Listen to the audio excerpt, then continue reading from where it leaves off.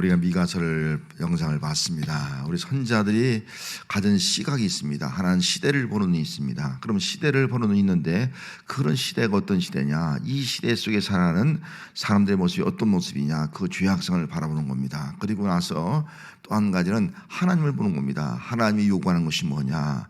하나님이 원하시는 것이 뭐냐? 그래서 하나님의 심판을 통한 그런 새로운 하나님의 나라, 메시아에 대한 소망을 주고 있는 것이 선자들의 계속적인 그런 메시지였던 것을 우리가 알 수가 있습니다. 그렇기 때문에 오늘 우리 예수 믿는 성도들도 그냥 이 땅에서 그냥 태어나서 그냥 시간 가는 살다가 죽는 것이 아니라 우리는 무엇인가 이 시대를 바라보고 이 시대를 향한 사명을 우리가 가져야 됩니다. 그러기 위해서는 이런 시대 속에서 하나님이 요구하는 것이 뭐냐?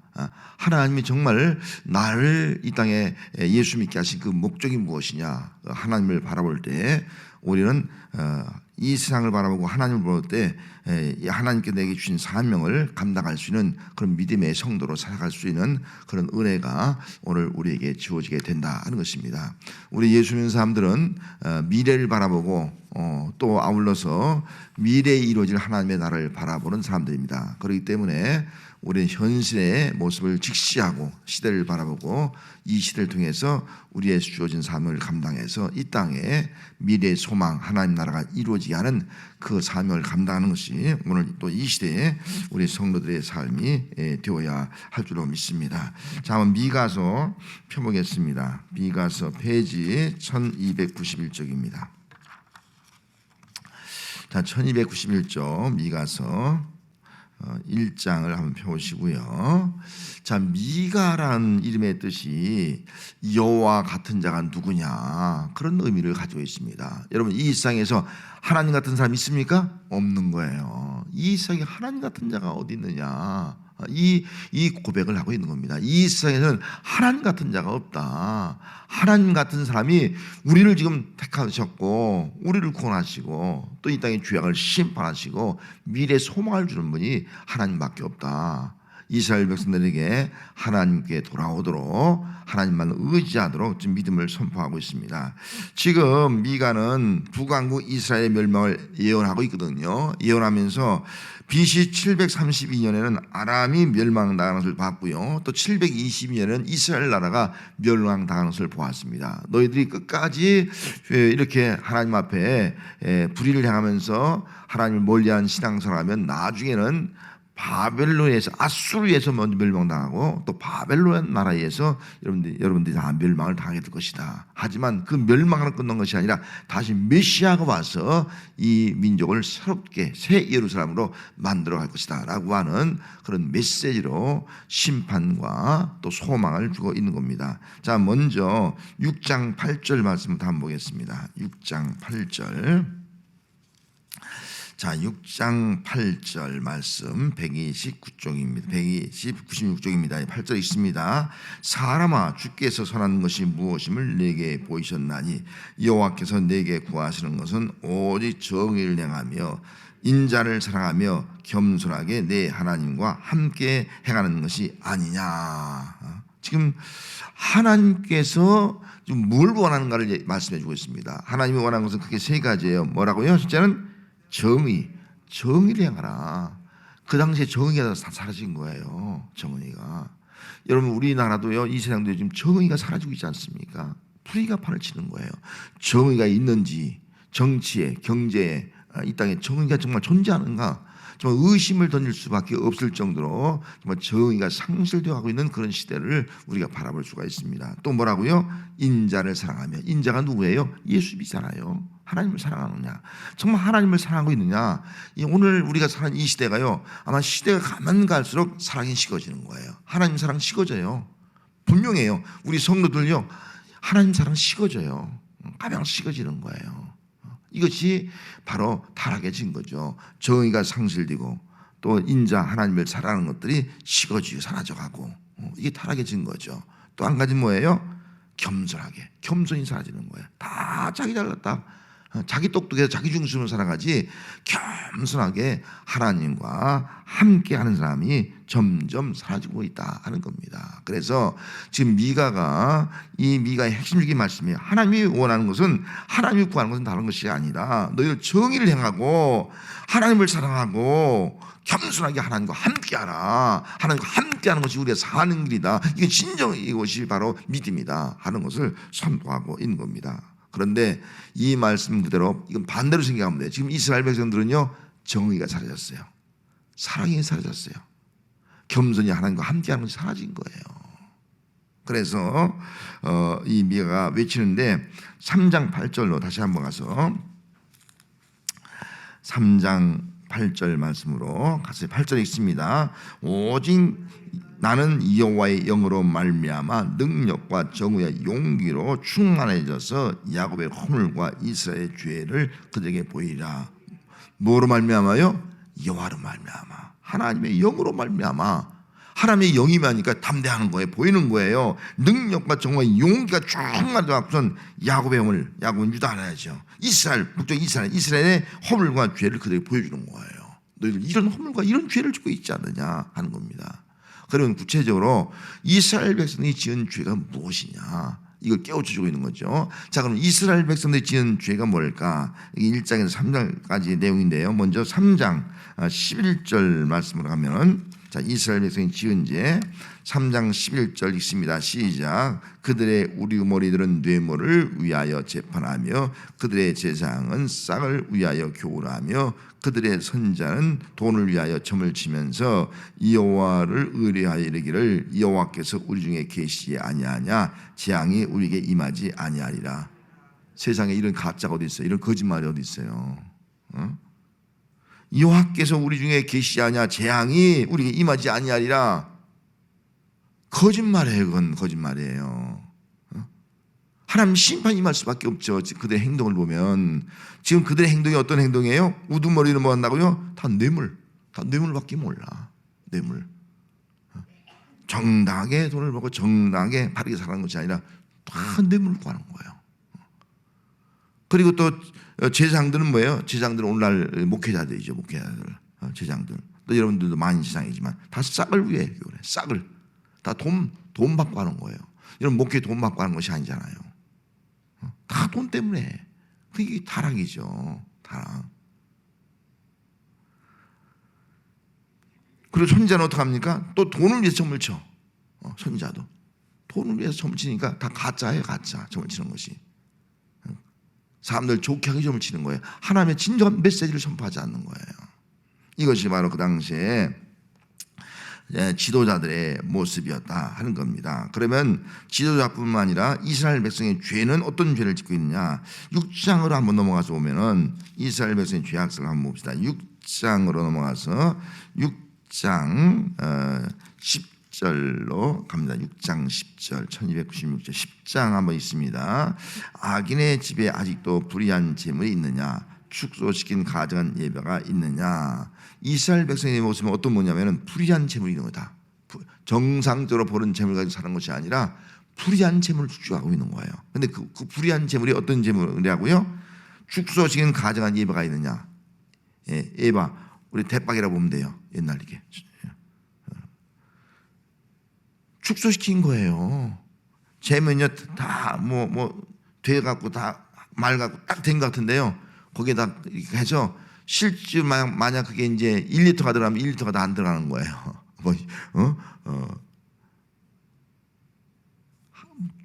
빠지는 거예요. 그렇게 갖고서 파는 거예요. 그러니까 정말 눈 속이는 거죠. 감쪽같이 속이는 거죠. 잘 주는 것 같은데 실제는 다 빼먹는 거예요. 이렇게 속이는 거예요. 또 저울도 마찬가지예요. 저울도 거짓저울이에요. 정상적으로 딱 올라가면 만약 제가 체중이 딱 올라갔다면 100kg 딱 나왔는데 그게 아닌 거예요. 120kg가 나온 거예요. 그러니까 물건 조금을 넣고 더 키로수 많이 팔고 말이죠. 이런 속이는 거짓말을 하는 그런 상거래를 하고 있는 그 모습을 지금 책망하고 있는 거예요. 부정한 저울, 부정한 거짓줄을 뒀다는 거예요. 그리고 부자들은 강포하고 주민들은 거짓말을 말하고 다 거짓말하는 거예요. 이것이 그 시대의 백성들의 타락상이었습니다. 자, 이렇게 되니까 지도자나 백성들이나 이런 죄를 짓고 있으니까 결국은 어떻게 어떤 일이 벌어지는 겁니까? 여기 이제 7장 6절로 넘어가서 보면은 뭐라고 말씀하고 있는 거 아니에요? 그들에게 이제 경건이 다 사라지는 거예요. 7장 2절 말씀 와서 보겠습니다. 7장 2절.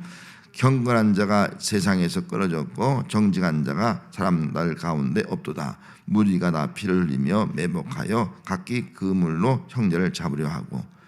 자, 이런 행동하니까 지도자들, 백성들 다 이렇게 행동하고 있으니까 뭐가요? 경건한 자가 없는 거예요. 여러분, 제사장이 경건해야 되잖아요. 선지자가 경건해야 되잖아요. 원래 목사가 경건해야 되잖아요. 성도들이 경건해야 되잖아요. 정직해야 되잖아요. 경건이 다 사라졌어. 경건의 모양만 이제 경건의 능력이 없는 거예요. 이게 오늘 우리 시대의 모습 아닙니까?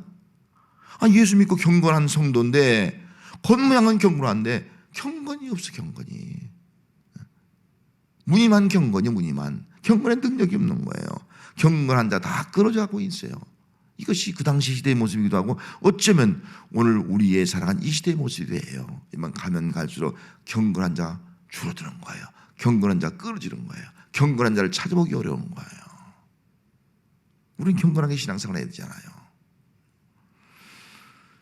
또 어떤 모습이에요? 3절 말씀에는요 뭐라고요? 두 손으로 악을 부지런히 행하는 도다. 두 손으로 악을 부지런히 행해. 여러분, 우리는 뭘 부지런히 해요? 정말 주의 일도 부지런히 하고 가사 일도 부지런히 하고 내 주어진 직장 일도 부지런히 해도 다 이런 데 부지런히 해야 되잖아요. 근데 이 두 손 가지고 정말 악을 행하는데 부지런하다 생각하면 이거 얼마나 기가 막힌 일이에요. 정말 잘못된 그런 손이 되어가고 있는 것을 알 수가 있습니다. 그러면서 그 손으로 다 마음의 욕심대로 행동하고 욕심을 위해서 서로 다 결합하는 거예요. 이렇게 짜고치고 다 결합하는 거예요. 그 욕심을 이루어가는 거예요.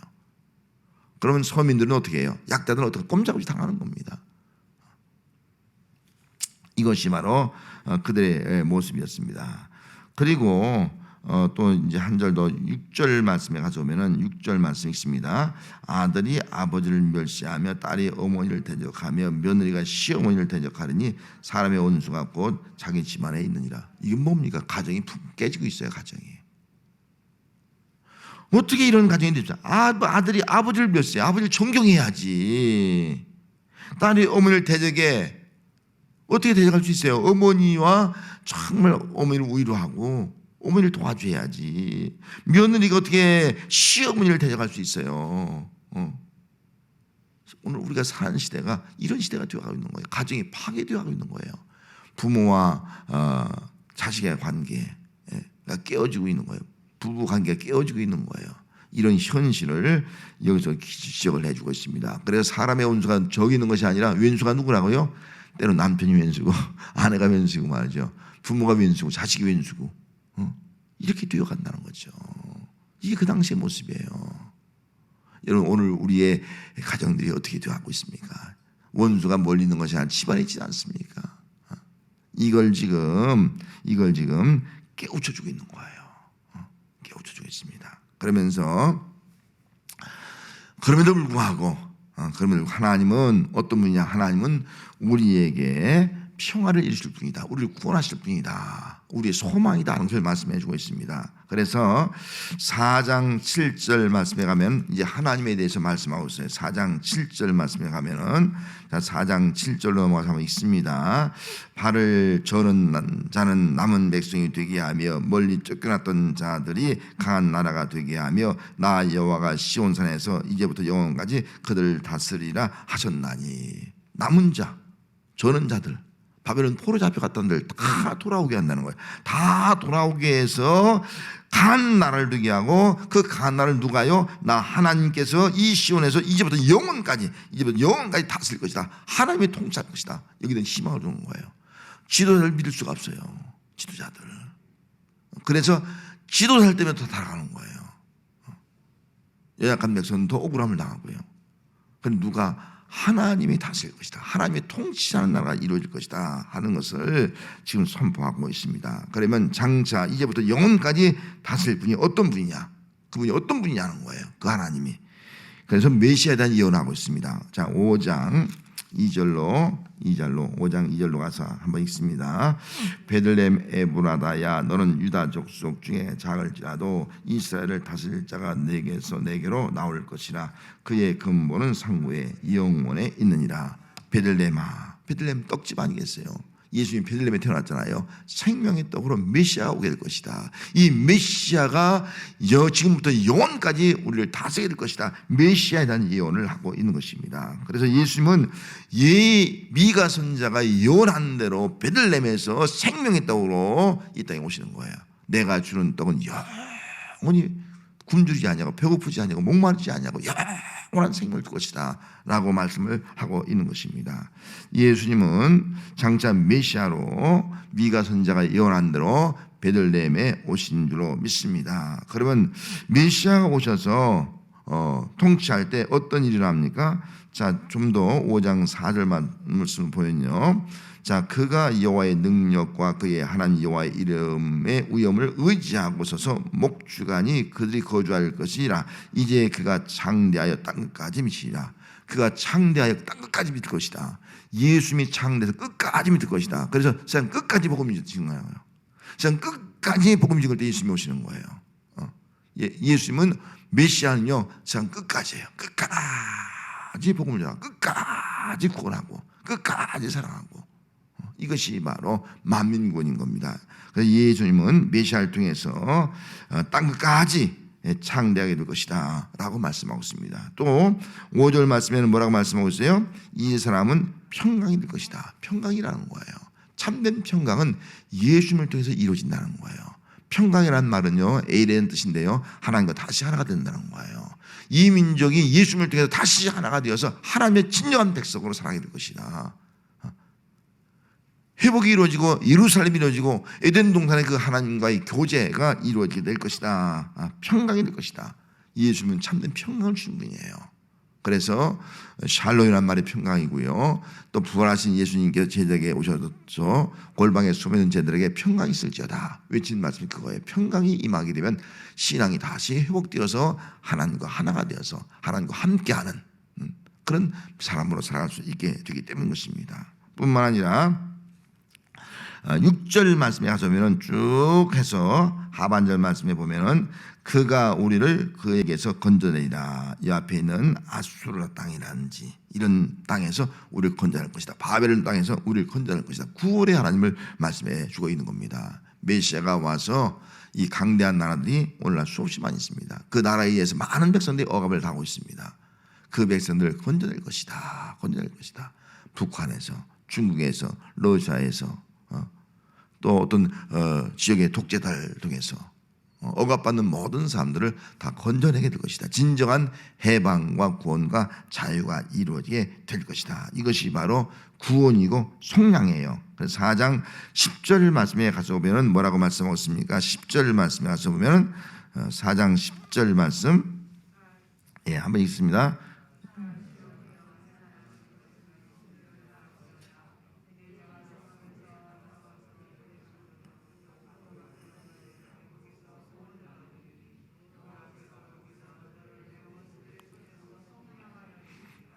바벨론에서도 구원받고 원수의 손에서 다 속량, 구원과 속량, 그 메시아가 한 일이에요. 예수님께서 오셔서 십자가에 죽으심으로 말미암아 우리를 구원하시고 우리 모든 죄를 다 속량해 주신 줄 믿습니다. 그리고 12절 말씀에 그들이 여호와의 뜻을 알지 못하며 그의 계획을 깨닫지 못한 것이라.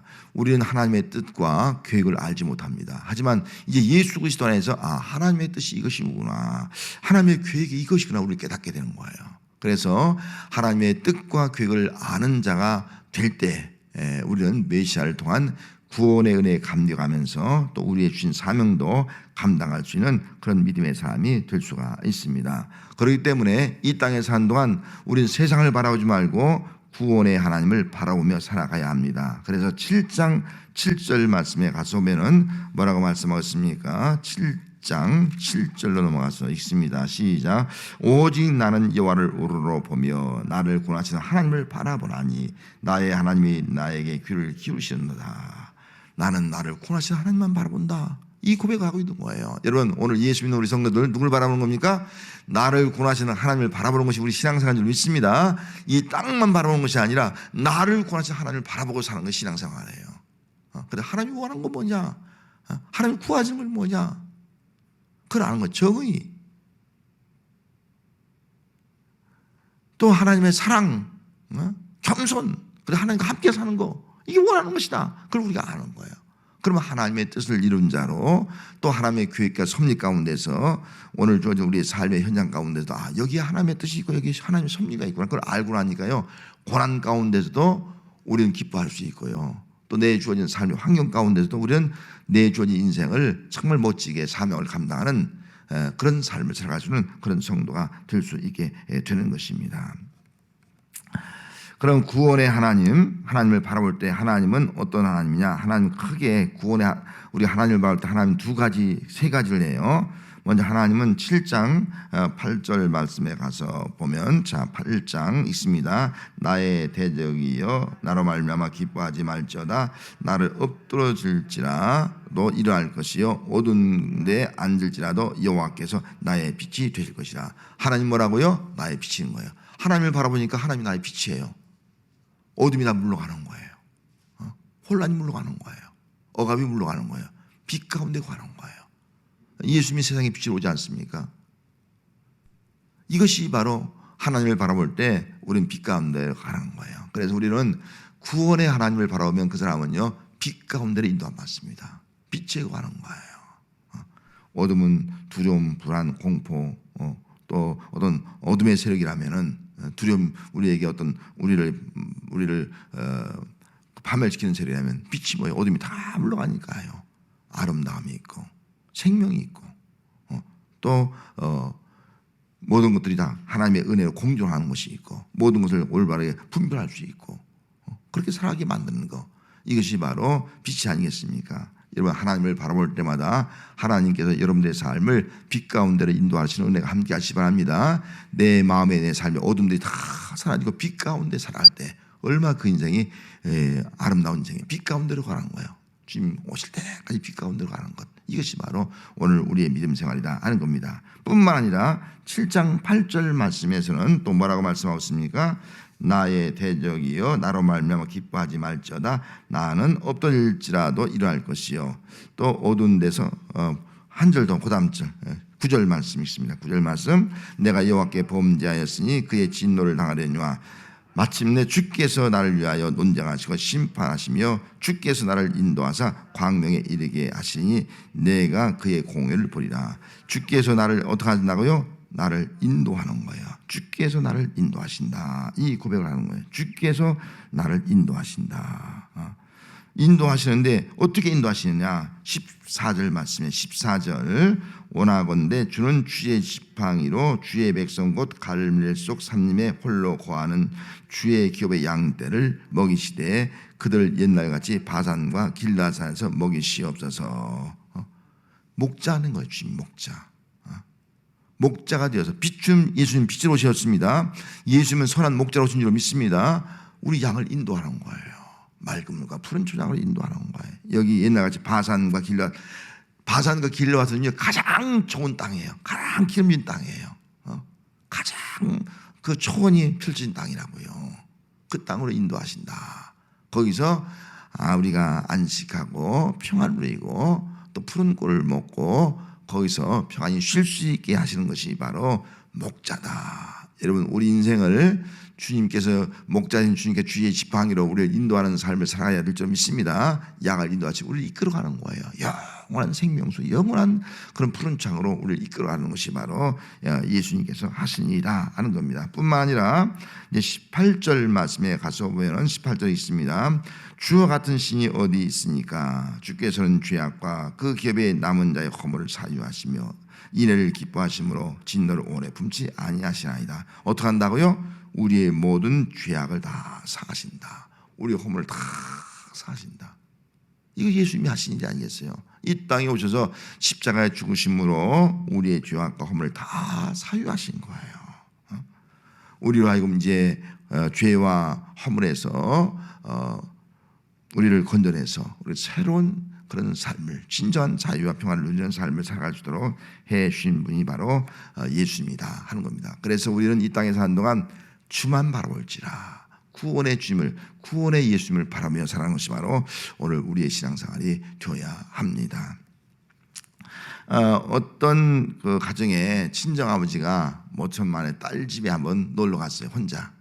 딸이 어떻게 사는가 궁금해서 놀러 갔습니다. 그런데 딸이 아버지가 오시니까 얼마나 반갑겠어요. 되게 어머니가 오지 아버지가 잘 오지 않잖아요. 아버지가 혼자 왔으니까 너무 반갑고, 그래서 정말 음식을 정성껏 푸짐하게 준비해서 잘 대접을 해드렸습니다. 그리고 용돈까지 드려서 이제 드리고 해서 집으로 돌아갔습니다. 아내가 묻는 거예요. 여보, 당신 어떻게 딸 집에 가서 좀 잘 대접받고 왔어요?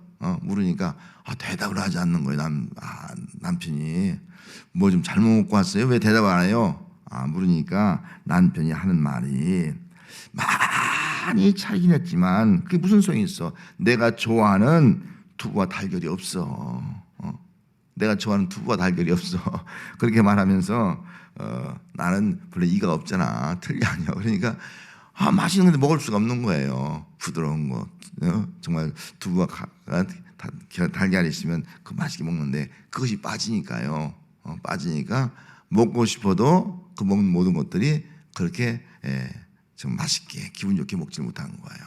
그럼 딸은 뭐예요? 아버지와 딸과의 관계는 뭘 보는 거예요?